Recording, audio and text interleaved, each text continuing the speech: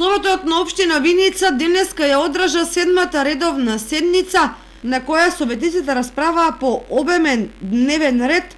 од 64 точки. Советниците го разгледаа барањето за согласност на годишен план за вработување на Општинското училиште Славчо Стојменски, извештајот за работењето на фолклорниот ансамбл Китка од Истибања, финансискиот извештај за работа на фудбалскиот клуб Слога Виница, финансискиот извештај за потрошени средства за кошаркарскиот клуб Албатрос од Виница. На 7-та седница советниците го разгледаа и годишниот извештај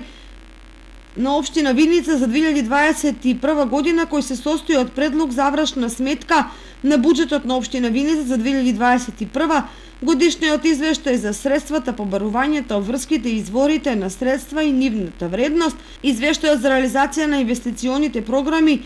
дотации, самофинансирачките активности на единките корисници во 2021 година, извештајот за користење на средства од резервите, извештајот од одговорниот сметководител, предлог одлуката за изменување и дополнување на одлуката за извршување на буџетот на општина Виница за 2022 година,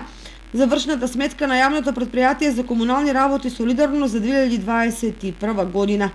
Останатите точки се однесува на разгледување и донесување одлуки по барање на граѓани од општина Виница.